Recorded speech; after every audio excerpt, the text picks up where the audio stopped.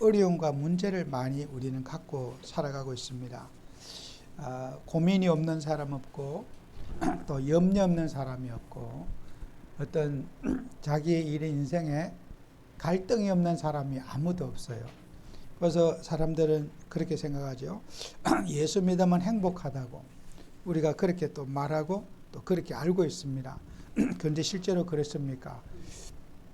세상에 우리가 은혜는 잠깐이고 또 이 교회 밖에 나가면은 늘 걱정되고 염려되는 일이 늘 우리 눈앞에 있어요. 그래서 우리는 모든 성도가 우리가 당하는 고난과 어려움을 축복의 발판으로 삼아야 될 거예요. 그래서 예수 믿는다고 해서 우리가 뭐 불신자와 같이 그런 염려나 고통이 없는 게 아니잖아요. 우리는 예수를 믿어도 그런 불신자들이 가지고 있는 염려나 갈등, 문제 누구에게나 있는 것입니다. 그래서 우리가 하나님의 일을 하면서 고난을 축복의 발판으로 삼자. 이게 이제 우리 신앙의 열쇠가 되는 거예요. 그래서 우리 예수님께서 마태복음 22장 1절에서 14절에 보면요. 예수님께서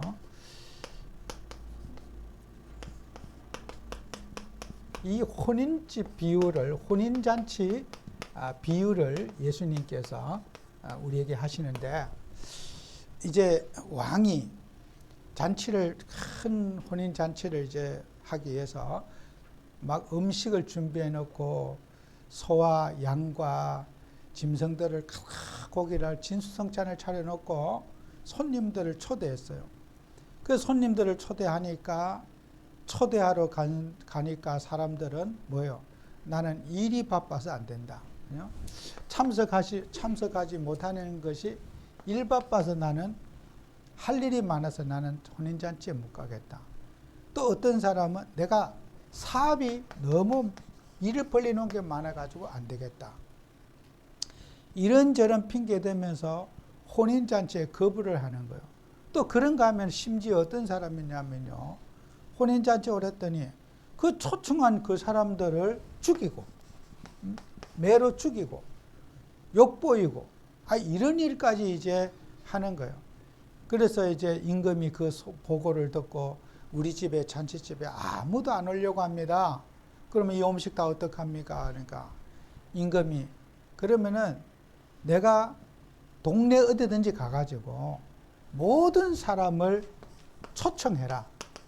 모든 사람 초청해가지고 누구든지 우리 혼인잔치집에 와서 음식을 먹고 쉴 수 있도록 해라 해서 불렀어요. 그래 이제 길거리에 나갔더니 사람들이 뭐 거지들도 있고 막 사람들이 뭐 밥 공짜로 먹으러 오라고 하니까 동네에 있는 거지들 막 노숙인들 다 왔어요.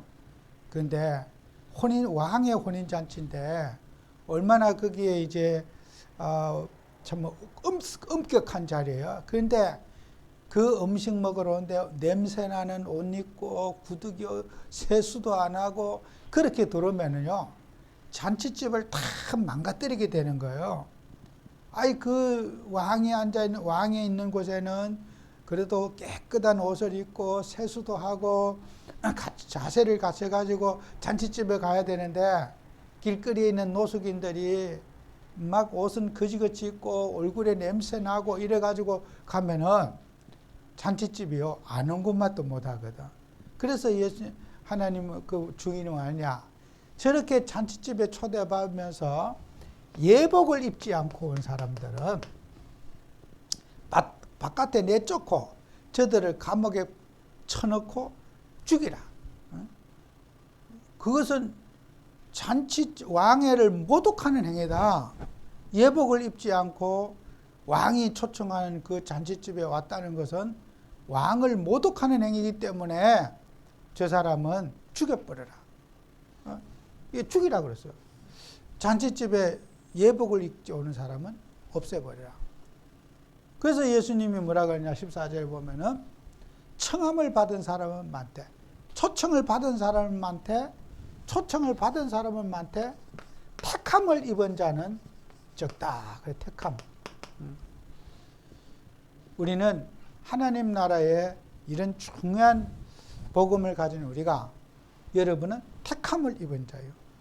그 택함을 입은 자는 뭐예요? 그 소중한 의미를 알고 신앙생활하는 사람. 교회의 소중함을 알고, 또 우리가 예배의 소중함을 알고 준비하고 기도하는 사람. 그 사람이 택함을 받은 자예요. 교회에 오는 것으로 다 된 것이 아니라 예를 갖출 수 있는 사람. 그죠? 왕의 잔치자리에 가면서 우리가, 하나님은 우리의 외모를 보지 않지만은 우리의 자세가 틀린 거. 그래서 이것은 뭘 말하냐면요, 유대인들을 상징합니다. 유대인들은 예배를 드릴 때 세상 핑계 대면서 예배를 못 드리고, 복음을 전한 선지자를 감옥에 가서 쳐 죽이고, 이게 유대인들이요. 근데 또 이방인을 초청했더니 어떻게 해요? 우상숭배도 버리지 않고 종교도 버리지 않고 옛날 하던 거 그대로 가지고 와가지고 하나님을 믿으려고 하면은, 하나님이 어떻게 해요? 그 사람 첫 바깥에, 하나님을 모독한 행위 때문에 첫 바깥에 죽여라 그러는 거예요. 이것은 이방인을 말하는 것이고, 그죠? 이것은 유대인을 말하는 것이에요. 우리는 하나님 믿으면서 구원의 복음을 받은 우리는 우상숭배하던 습관, 이방인들이 가진 습관, 이런 것을 내려놓고 우리가 예배를 드려야 되는데, 양다리 딱 짚고 막 우상숭배하던 거, 미신 지키던 거 다 지키면서 교회 가서는 막 할렐루야 걷고 막 찬송하고 막 이러니까 이게 양다리 짚고 있는 거예요. 그런 사람은 교회 다니지만은 하나님이 바깥에 내쫓아버려라. 그래서 우리는, 택함을 입은 우리는 하나님 앞에 우리 인생의 의미를 알고 결단하는 그런 우리가 돼야 될 것이다. 그래서 우리는 모든 일에 하나님의 숨겨진 계획을 저와 여러분이 알아야 돼요. 여러분이 사건 속에, 문제 속에 하나님의 계획이 다 있는 거야. 그런데 우리는 눈에 보이는 것만 보고 막 저게 잘못됐다, 이게 잘됐다, 그런 거요. 이걸 하나님의 계획을 찾아내는 그런 응답받아야 돼요. 그래서 세상 사람들은 지금도 어떻게 해요? 숨은 상처 속에 사람들은 살아가고 있어요. 이걸 우리가 치유해 줘야 돼요. 일 속에 파묻혀 있는 사람, 의식이 없는 사람, 이런 사람을 우리가, 이게 예수님이 현장 얘기를 해 주시는 거예요. 우리가 살고 있는 현장에 복음 전하러 가는 전도자들을 핍박하고 복음을 즐거워하지 않고 여러분을 반기지 않는 사람이 이 교회 밖에 꽉 차 있어요. 지금도 우리 예수님이 이 천국의 혼인잔치에 초청하고 초청장을 우리가 주고 있어요. 그런데 사람들이 거부하는 거예요. 나는 육신의 일이 바빠서, 나는 세상 일이 바빠서. 교회를 등지고 사는 사람이 지금도 교회 밖에 꽉 차 있습니다. 그래서 우리는 이런 것 속에 사는 사람들이 어떻게 해요? 하나님의 은혜 못 받은 사람들이 상처 속에 사는 거예요. 눈에 보이지 않는 상처, 감정에 탁 사람들이 있는 거예요. 그래서 창세기 41장 51절 52절에 보면요, 이게 요셉에 관한 얘기거든요. 요셉이 상처를 안 받았다면 그건 거짓말이에요. 아니, 생각해 보세요. 어린 나이에 형제에게 미움을 받아서 그런 뭐 주먹질하고 싸운 것도 아니고, 동생을 죽이려고 하는 그 10명의 형들이 요셉 하나를 웅덩이에, 물웅덩이에 집어 던져 넣고 죽이려는 의도로 던졌잖아요. 그냥 우리가 감정이 있어서 좀 치고받고 싸운 거나 욕점한 그런 싸움이 아니잖아요. 어느 요셉의 생명을 거둬들이려고 하는, 어떻게 보면은 육신적으로 완전히 끝난 가정이에요. 요셉은 형들에게, 가족에게 정을 붙일 수 있는 틈이 없는 거죠. 그런 미움을 받고 던짐을 받았지만은 하나님이 함께 하심으로 그는 상처에 머물지 않고 하나님의 뜻을 이루는 중요한 일을 했어요. 만약에 요셉이요, 그런 상처에 머물렀으면은, 형들이 미워하는 그 감정 속에 있었다면은 요셉은 하나님의 일을 못했을 거예요. 근데 요셉은 이 숨은 상처를 치유받기 위해서 늘 이걸 가지고 요셉은 영적 싸움을, 자신과의 영적 싸움을 싸웠다는 거예요. 그 이유 중에 하나가 요셉이 자식을 낳고 나서 자식의 이름을 지었는데 므낫세. 첫 번째 아들이 이 므낫세라고 하는 이 아들을 자식을 낳았는데, 그 므낫세의 이름의 뜻이 뭐냐면은 하나님이 내 모든 고난과 내 아버지의 온 집을 잊어버리게 하셨다 함이라 그랬어요. 과거의 상처를 치유하는 거였다. 아들을 낳고 나서 아들 이름을, 므낫세라는 이름의 뜻이 내 아버지와 형제들에게 있었던 상처를 치유하는, 내가 그런 나쁜 기억, 나쁜 감정 싹 지워버리게 하는 뜻으로 므낫세라는 이름을 지은 거예요. 그 말은 뭐예요? 요셉은 육신적으로는 용서할 수 없는 가족의 사람들이라. 이거 어떻게 용서가 됩니까? 그냥 단순한 싸움이 아니잖아요. 이 므낫세 이름을 이렇게 지었다는 것은 요셉은 자신과 영적 싸움을 늘 내가 감정에 치우쳐 살지 않고 하나님의 뜻을 붙잡고 살기 위해서 요셉은 몸부림쳤다는 결론이 바로 창세기 41장 므낫세라는 이름이 있어요. 그 다음에 그 두 번째 아들 이름을 이렇게 지었는데, 그 두 번째 아름이 에브라임이라는 아들의 이름을 지었어요. 이 에브라임. 요셉이요, 노예 생활하면서 월급 한번 못 받고, 감옥에서도 그렇게 일을 열심히 했지만은 감옥에 가서도 월급 한번 못 받고, 그죠? 에브라임을 낳고 나서 하나님이 내 모든 수고에 이렇게 한꺼번에 다 이자까지 쳐서 보상해 주시는구나. 이름이요, 하늘 갖고 이름을, 자식이 이름을 지은 거야. 이게 요셉 보세요. 죽도록 일했는데 월급 한 푼 못 받고, 상처를 욕만 얻어먹고 감옥 가고 누명 쓰고, 얼마나 그게 참 힘든 일이겠어요. 내가 노동한 수고, 내가 숨긴 수고 하나도 보상 못 받고, 그 보상 대신에는 욕만 뒤집어 쓰고 감옥 가고 누명 쓰고, 그 억울한 사정 하나님이 다 책임져 주는 거예요.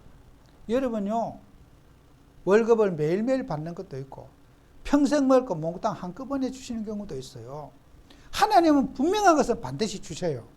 여러분의 수고, 여러분의 헌신, 하나님은 계산 사기꾼 아니에요.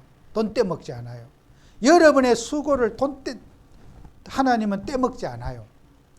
여러분이 헌신하고 기도하고 관심 가진 거는 반드시 하나님이 일시불로 주시든지 나눠서 주시든지, 살아있는 동안에 반드시 주님은 므낫세와 같은 축복을 주시고 에브라임과 같은 축복을 주시는 거예요. 그래서 여러분 낙심하지 마세요. 나는 이렇게 열심히 사는데 말이야, 내가 남들 위해 기도하고 정말 사랑하고 하는데 왜 나한테 자꾸 욕을 하느냐? 그거 감사하셔야 돼요. 나는 잘못한 게 없는데 왜 나한테 자꾸 이러십니까? 감사하셔야 돼요. 요셉 보세요. 정말 뭐 잘못해서 어디 핍박받습니까? 감옥 갔습니까? 아닙니다. 우리는 하나님의 숨겨진 계획, 상처를 치유받는 저와 여러분이 되자. 하나님은 반드시 여러분에게 상급과 위로로 축복하시는 거예요. 그래서 세상 사람들은 이 낙심자 치유를 또 우리가 세상 사람들 해줘야 되는 거예요.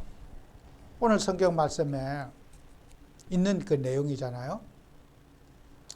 세리, 이 세리가 예수님이 이제 지는데 레이라고 하는 이 세리가 앉아 있는 것을 보고, 오늘 본문에 있는 내용이죠. 마가복음 2장 14절에 세리가 세간에 앉아 있는 것을 보고 예수님이 나를 따르라 그러셨어요. 세간에. 지금 우리가 세무서 공무원은 좋은 직장이잖아요. 우리 사회에 세무 공무원이 되면은 그 좋은 직장이에요. 근데 옛날에는 이 세무 공무원이 좋은 직장이 아니라 굉장히 미움받는 직업이에요. 그래서 이스라엘 백성들이요, 로마의 식민지를 하면서 그 지중해와 이제 이 지중해와 다맥색, 여기 다맥색과 지중해, 여기를 지나갈 때 통행세를 냈어요. 통행세. 우리도 옛날에요, 시골 사람들이 한양에 올라오면요, 이제 여러분이 남대문, 동대문, 이렇게 이제 문이 있잖아요. 그 이제 그 동대문, 남대문, 서대문 이렇게 문이 있어요. 문이 있으면 거기에 문과 문을 전부 다 성으로 연결을 했어. 외부의 사람들이 그 문을 통하지 않고는 못 들어와요, 한양에.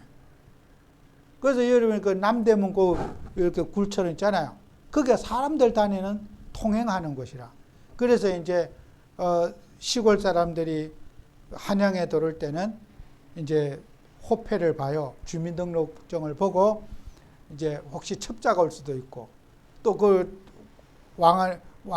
한양에 들어와서 나쁜 짓 할 수가 있잖아요. 외국 첩자가 와서 해칠 수도 있으니까 한양에는 뭐 고급 관료들이 살고 임금이 있는데 함부로 외국인들이 함부로 첩자가 들어오면 안 되니까 그 남대문에 딱 서가지고 동대문에 서가지고 이제 들어오는 사람에게 그 호패를 보고 들어와라 확인해주고, 이제 들을 때는 또 통행세를 돈을 또 받는 거라. 그 로마 사람들이 이 다맥색과 지중해 사이에 거기에 이제 통과할 때마다 모든 사람에게 통행세를 받아요. 그러니까 이 통행세를 받는 사람들이 누가 받느냐? 유대인들이 받는 거예요. 로마 사람이 받는 게 아니고 로마 사람이 세운 유대인이 받아요. 그러니까 유대인 볼 때는 이 세력들이 얼마나 미웠겠습니까? 같은 동족을 도와주지는 못할 망정 동족에게 세금을 걷어들이고 앉았는데, 밥은 먹고 사는데 친구도 없고 가족도 없고 가문도 없고 혼자 쪼글씩 앉아갖고 세간에서 정말 이렇게 소외돼서 살아가는 그런 것. 그래서 오늘 성경에도 그런 거 있잖아요. 예수님에게 세리와 죄인들에게 가서 밥을 먹습니까? 세리 집에 가고 또 죄인들의 집에 가서 밥을 먹고 받는다고 예수님께 항의하는 거예요. 우리가 제일 미워하고 우리를 핍박하는 저 사람들, 우리를 못되게 하는 저 사람들에게 예수님이 가서 밥 먹고 같이 얘기하시고, 그 자체가 예수님은 잘못됐다는 거예요. 예수님이 복수를 좀 해주셔도 그한데 저들의 편에 서가지고 밥 같이 먹고, 내가 가장 싫어하는 사람한테 가서 예수님이 식사하시고 우리 집에는 안 오시고 얼마나 열받았겠어요. 그죠? 예수님은 이렇게 했습니다. 병든 자에게는 의원이 쓸데있지만은 건강한 사람에게는 의원이 쓸데없다. 나는 의사로 왔다. 의사가 아픈 사람한테, 상처받은 사람한테, 낙심된 사람한테, 그런데 내가 너희들이 미워하는 그 사람한테 내가 가서 치료해줘야지. 멀쩡한 사람한테 난 갈 필요 없고 병든 자에게 나는 의사로서 내가 간 거다. 응? 여러분이요, 오늘도 이렇게 우리는 우리를 힘들게 하고 욕하고 정말 여러분에게 따뜻한 감정 품지 않은 사람에게 상처받은 낙심자들에게 우리가 예수님처럼 다가가서 그들을 살리는 응답받아야 돼요. 그죠? 이게 우리 주님이 우리에게 오늘 이 본문을 통해서 우리에게 주는 교훈입니다. 낙심자 살려라. 정말 세상에 살면서 여기 띠꺼지 상처받은 영혼들을 붙들고 여러분이 정말 저들을 살려내라. 이게 우리 오늘 본문에서 주는 우리 예수님이 우리에게 주시는 교훈입니다. 그뿐만 아니죠. 여러분들은요, 이런 사람도 있는가 하면은 사명자 치유를 또 해 주셔야 돼요. 사명자 치유. 우리가 마태복음 사도행전 9장 16절에 보면은 바울 같은 사람이야.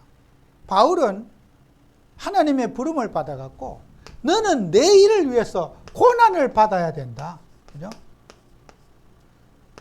고난을 받기 위해서 너는 하나님이 내가 너를 불렀다는 거예요. 고난의 종으로. 그래서 바울이 뭘 잘못해서 매 맞고 감옥 가고 핍박받는 것이 아니라 하나님이 바울에게 큰 믿음을 주시고 고난 속에 하나님의 뜻을 이루게 하는 거예요. 그래서 우리는 사명자들은 고난이 와도 감사하고 고난이 온다고 해서 교회를 안 다니지 않아요. 핍박이 와도 사명자들은 더 열심히 교회 다니고 어려움이 올수록 교회에 더 매달리고 그런 거예요. 그게 사명자예요. 사명자는요, 집이 어렵든 말든 믿음 생활은요, 그거 아무 관계없이 해요. 그게 사명자예요. 여러분, 하나님께서요, 우리가 육신적인 일 때문에 막 교회 다니고 안 다니고 그런 수준은 사명자가 아니죠. 그죠? 여러분을 하나님이 바울과 같이 이 시대 살리는 사명자로 우리를 불렀단 말이에요. 그래서 우리는 뭐 좋아졌다 나빠졌다 따질 것도 없어요. 막. 우리는 무조건 고운 거예요. 하나님의 뜻이라면 아멘. 그냥 내가 죽든지 말든지 막 주님의 뜻이라면 가는 거예요. 그게 사명자거든. 바울이 그런 하나님이 딱 부르시고 나서 너는 내 일을 위해서 복받아야 된다. 이렇게 말하면 우리는 아멘 했을 건데 바울은 그렇지 않았어요. 처음부터 너는 내 일을 위해서 고난을 받아야 된다. 정말요. 특별한 은혜를 주신 거야. 아무 증거도 안 주셔도 막 감사하고 막 매 맞아도 막 또 막 피투성이야 돼도 또 가서 복음 전하고 막 이게요. 사명자기 때문에 이 일을 할 수 있는 거죠. 그래서 여러분은요. 우리는 이렇게 어려움과 문제 있는 사람 그 속에도 하나님이 큰 견디어내고 사명 감당할 수 있는 사명자들 하나님 세우셨어요. 그래서 우리가 이런 사람을 살려서 세계보고만은 그런 우리가 돼야 될 겁니다. 그래서 우리 말씀 운동하는 교회들은요. 어떤 교회는 성도님들이 없대요. 그런데도 목사님 사모님들이 막 목숨 걸고 훈련받고 목숨 걸고 전도 다니고 그런 분들 많아요. 그거 왜요? 사명자들이기 때문이라요. 뭐 전도가 되면 하고 안 되면 안 하고 그런 게 아니잖아요. 이 복음이 맞고 하나님의 뜻이 맞으면 결과가 있든 없든 우리는 해야 되는 거예요. 그죠? 막 이거 뭐 내가 뭐 복음 운동 하다가 막 이상하게 어려움 당했다. 그런 거 따지는 사람은 우리 이 운동 못 해요. 역사가 있든 없든 남이 되든 안 되든 우리가 이 일이 하나님의 뜻이 맞다면 가는 거예요. 그죠? 정말 저는 그런 교회도요. 어려움 와갖고 막 교회 성전 건축한다가 막 조용하게 다 이제 막 사라지는 사람. 그런 사람 많아요. 제가 몇 주 전에 어느 교회 이렇게 중직자 임직식에 갔더니 이렇게 교회가 임직식 하기 전에 영상을 제작했더라고. 교회가 이전하고 또 성전 건축하면서 제일 이제 수석 장로님의 인터뷰가 그래요. 제일 어렸을 때가. 교회가 제일 성도들이 필요할 때 교인들이 싹 다 나갔다는 거라. 그럼 목사님이 이제는 성전 건축하자고 했는데 교인들은 싹 나가고 있던 분들이 힘을 실어줘도 이게 막 버거운데 그 힘을 실어줘야 될 분들이 그냥 싹 다 나가고 그때가 제일 어려웠다고 그러시더라고. 그래, 야, 이 교회라는 거 그래요. 사명자만 살아남아요. 막 그냥 어렵다고, 야, 큰일 났다. 우리 앞으로 빚 부담 많이 하고, 막 이제 다 엮여갖고, 이제 목사님하고 교회하고 우리 다 같이 망하겠다. 빨리 내 집 담보하기 전에 튀자. 그래, 지혜롭게 다 튀었어. 그 목사님 저한테도 개인적으로 그 얘기 예전에 하셨거든요. 성도들 집을 융자를 안 주니까 집담보해라고 이제 반드시 갚아드린다고 했더니, 그래 이제 집담보했는데, 그 말 나오기 전에 지혜롭게 막 다 튀는데, 잘 믿었던 분들 그 말 나올까봐 다 하는데, 전혀 기대치 않은 사람들이 자기 집을 다 담보해서 융자 받을 때 집담보해서 융자하는데 해주다라는 거야. 그래갖고 막 교회 생길 때 그 뭐 돈 올 때마다 한 명 한 명 집담보 풀어줬대요. 그 사람 거부터 갚고 풀어주고 그래. 어느 날 목사님 저한테 그래요. 이제 다 성도들 집담보 다 끝냈다고. 그 얼마나 고맙습니까, 그죠? 어려울 때 집담보 해줄 수 있는 사람, 그거요 진짜 잊을 수가 없어요. 가장 중직자들이 신뢰하던 분들이 부담스러울까 다 나가고, 목사님하고 교회하고 다 같이 망할 것 같아서 계산해서 다 나갔는데, 정말 생각 없는 분들이, 관심도 없던 분들이 그렇게 해주니까 고마워가지고 목사님이 감동하고 저한테 몇 번을 얘기하시더라고요. 그 이제 교회 임직식 할 때 그 유 목사님도 보셨지만 영상에도 그걸 말씀하시더라고요. 그 촬영할 때 그 중직자 그 말을 하더라고요. 여러분요, 사명자는요, 어려움에 도전하고 고난에 도전하는 게 그게 사명자예요. 여러분 사명자 아십니까? 사명을 받은 사람, 고난이 오거나 어려움이 오거나 핍박이 와도 사명자는 살아남아요. 우리가 그 사명자가 돼야지, 뭐 조금 뭐 부담스러우면 아이고 야 이러다 큰일 나겠다, 우리 같이 망하겠다, 내가 망해도 교회를 살려야 되겠다, 이런 그 사명자가 있어야지, 그죠? 그런 교회당 세워지는 거예요. 오늘 저와 여러분은, 우리는 이 땅에 살면서 정말 낙심자도 많고 환경이 흔들린 사람 많지만은 주님의 뜻이라면은 올인할 수 있는 사명자가 있는 거예요. 그런 사명자가 있기 때문에 교회가 세워지는 것이고, 그런 정말 복음의 불모지에 그런 성전 건축을 하는 거지, 그렇게 훌륭하고 똑똑한 사람들 갖고는 세계 복음 안 되는 거예요. 그래서 여러분과 저는 다른 데 하지 말고, 우리는 자, 흑암 문화 살리는, 이 흑암 문화 치유하는 정인이 되자. 지금 우리가 세상은 뭡니까? 여러분, 우상 경제, 경제가 전부 우상 속에 이제 받쳐 있어요. 그래서 여러분은 우상 경제를 정복하는 정인 돼야 돼요. 그게 뭐예요? 사도행전 16장 16절에서 18절에 보면요, 여기에 저 많은 귀신 들린 여종이 있었어요.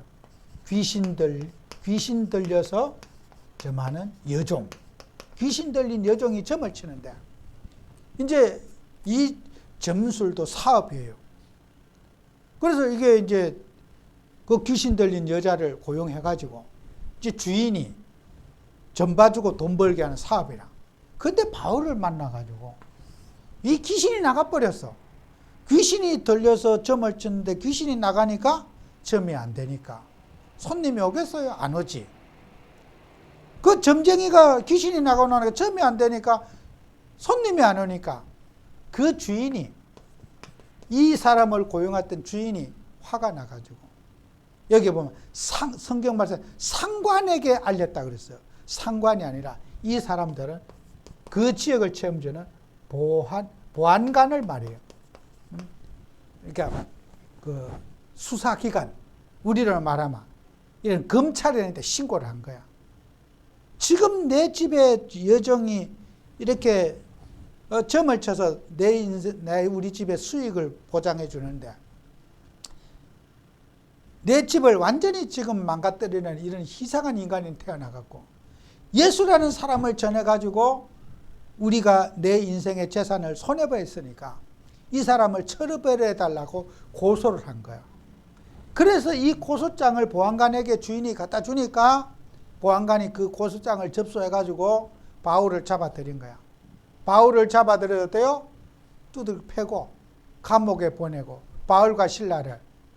그게 사건이에요. 그러니까 바울과 실라가 밤새도록 얻어맞고도 거기서 기도하고 찬송했더니 옥문이 열린 사건이 바로 사도행전 16장 사건이에요. 여러분, 우리가요, 세상 사람들은요, 돈 된다면 뭐든지 다 해요. 돈만 번다면 막 뭐든지 하나님 거부하는 일도 다 합니다. 그게 세상 사람이에요.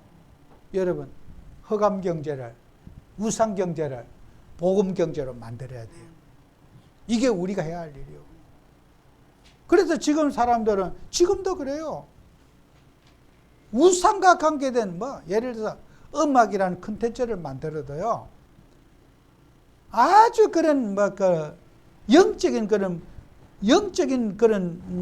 그걸 디자인을, 귀신이 좋아하는 그런 디자인을 하고 안무라든지 모든 걸 하지 않으면요, 음악이 인기가 없어진대요. 그게 흑암 경제입니다. 그래서 우리는 사람들은 이런 우상 속에 빠지는 경제를 복음 경제, 선교 경제, 전도 경제로 돌려야 됩니다. 그건 여러분이 해야 될 일이에요. 그래서 우리는 이런 사도행전 16장 같은 현장이 지금도 우리 시대에 계속해서 일어나고 있어요. 그런가 하면은 우리가 사탄에게 잡힌 지금 문화가 있습니다. 사단에게 잡힌 이 흑암의 문화가 있는데, 이게 사도행전 19장의 얘기예요. 17절에서 20절에 보면요, 에베소 지역에 나타난 이제 문제거든요. 에베소 지역에 바울이 복음을 전했더니 그 사주 보고 그 미래 알아맞히는 그런 점술의 문화가 얼마나 발달했는지 책을 다 모아서 불을 살랐는데 복음을 전하고 나니까 그게 은 5만이나 되었더라 그랬어요. 그 동네 사람들은 그런 우상 점술에 빠져 있는 사람들이 가득 찼다는 거예요. 그래서 여러분, 지금요, 우리 교회를 다니는 사람들은, 특히 우리 복음 가진 사람들은 점술 문화에 대해서 사람들은 요새도 점치는 사람이 있나 이런 생각할 수 있어요. 근데요, 한번 여러분이 진짜 그런지요, 여러분의 친구들, 하나님 안 믿는 친구들, 하나님 안 믿는 이웃들, 점술에 반대로 안 빠진 사람이 있는가 한번 얘기해 보세요. 나름대로 믿는 게 다 있어요. 미래가 불안해서 점술에 의지하고 미신에 의지하는 사람들이 다 있습니다. 우리나라만 그런 거 아니에요. 일본같이 세계 최고의 선진국인 과학국가도요, 젊은 직장인들이 이 넥타이 메고 직장 출근하면서도요, 아침에 신사에 가서 기도하고 가고 퇴근할 때 또 신사에 가서 기도하고 집에 가고 그런 거 많이 봤어요. 과학으로 안 살아요. 인생의 미래가 모르고 불안하니까. 과학은 참고고 점술에 의지하여 살아가는 거예요. 미신에 의지해 살아가고 있어요. 겉으로는 미신 안 지킨다 그래요. 그런데 속으로는 다 이 사람들이 어떻게 해요? 미신에 사로잡혀 있어요. 그래서 오늘의 운세 보고 컴퓨터로 점 보고 재수 좋은지 나쁜지 맨날 재수 타령하고, 그게 지금 불신자가 가지고 있는 사단에게 잡힌 문화입니다. 우리 여기 제가 안양역 지하상가에 가보세요. 그 타르라고 하는 점집이 얼마나 많습니까? 제가 이렇게 돌아다니 보면요, 젊은 남녀들이 거의 앉아 있어요. 그런 데는 불황도 없어. 점집은 불황도 없어. 항상 그런 물어보는 사람, 그 끔끔한데 저런데 누가 찾아오겠는가? 이렇게 지나다니 보면 앉아서 상담하고 있고 보고 있어요. 또 이 동네 보니까 커피집도요, 사주 커피집 카페가 있어요. 그래 이제 아줌마들이 앉아가지고 커피 먹으러 오는 사람에게 사주 봐주고 그래 돈 벌어요. 근데요, 안 될 것 같은데요, 계속 찾아와요. 한번 엮게 되면요, 단골로 계속 가요. 우리 1층이 바로 그런 집이라. 1집에 이 아줌마 옛날에 교회도 막 오랫동안 다녔대요. 막 몇십 년 다녔대요. 그래, 가면요, 이렇게 컴컴한데 누가 갈 거냐 그러잖아요. 사주 봐줘요. 그 사주 봐줘요. 사주 봐줘서 이거 커피집 하는 거예요. 관상 봐주고. 근데 맞거든요. 그러니까 사람들이 계속 찾아오는 거예요. 여러분, 점술이요, 문화가 되어 있고 점술을 통해서 이 세상이 흑암이 장악되어 있다는 걸 알아야 돼요. 그래서 우리는 사람들은, 교회를 다니는 사람들, 우리가 이런 거 안 지키니까 뭐 요즘도 그러냐, 안 그렇습니다. 현장에 가보면은 이런 점술에 잡힌 흑암의 문화 속에 사는 사람이 꽉 차 있고요. 제 생각에는 하나님만 믿는 사람 100%라 해도 저는 과장된 게 아니라고 봐요. 하나님 안 믿으면서 점술에 의지하지 않는 사람이 있느냐? 저는 없다고 봐요. 나름대로 뭐 꿈을 의지하든지 다 나름대로 믿는 구석이 다 있어요. 그러니까 여러분은 우리가 이것을 정복하는 게 전도다. 하나님이 가장 기뻐하는 게 이 사단 문화 속에 빠진 현장을 살리는 거예요. 그래야지 이제 우리는 어떻게 해요? 후대 살리는 이제 운동을 하는 거예요. 후대 살리는 운동. 그래서 우리가 디모데후서 3장 14절 17절에 보면은 디모데가 있잖아. 너는 배우고 확신한 일을 거하라. 내가 누구에게 배운 것을 알며 어려서부터 성경을 알았느니 성경은 능히 너로 하여금 그리스도 예수 안에는 믿음으로 말미암아 구원에 이르는 지혜가 있게 하니라 그랬어. 우리는요, 기준이 뭡니까? 성경이 기준이라. 말씀이 기준이에요. 말씀 붙잡으세요. 자, 결론을 딱 여러분 가슴에 붙잡으세요. 우리는요, 여러분은 복음 가진 자 아닙니까? 복음 가진 자. 그죠? 복음을 우리는 가스펠이라고 그러지 않습니까? 그죠? 가스펠. 여러분이요, 복음을 우리가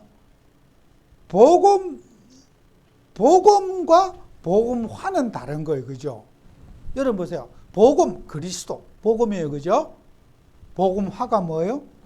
그것이 이반젤리즘이라는 거예요. 이반젤리스트라는 거예요. 왜 전도라? 복음화가 여러분이 전도라. 한국말 하나도 어렵지 않아요. 복음과 복음화. 이 화자가 중요하거든요. 복음을 복음화시켜야 돼요. 그게 우리의 사명이라. 여러분이요, 하얀 천을 빨간 물을 들이려면은 그 빨간 물 속에다가 천을 담가 놓으면은 하얀 천이 빨간 물이 염색이 돼요. 그죠? 여러분이요, 복음이 충만해야지 복음화를 할 수가 있어요. 복음으로 물들일 수가 있어요. 그런데 내가 복음이 시원찮아. 그러면은 물을 못 들이는 거예요. 그래서 우리의 인생의 사명은 뭐예요? 복음화의 사명이 있어. 내가 얼마나 복음이 충만하에 따라서 상대를 복음화할 수 있는 능력이 생기는 거예요. 그거죠. 제가 이번 주 목요일 날 이제 그 사업하는 두 분하고 우리 이제 병원 원장을 셋이 넷이 운동합니다. 운동하고 나서 이제 신앙 상담을 이렇게 하고 하는데, 내가 그 두 분 사업 가시는 그분들을 또 다음에 기회가 있고, 이제 원장님 진정으로 내 복음을 전하고 싶어서, 근데 분위기가 안 돼. 셋이 같이 있기 때문에. 근데 그 원장보다는 그 두 사업가가 나이가 조금 더 젊어요.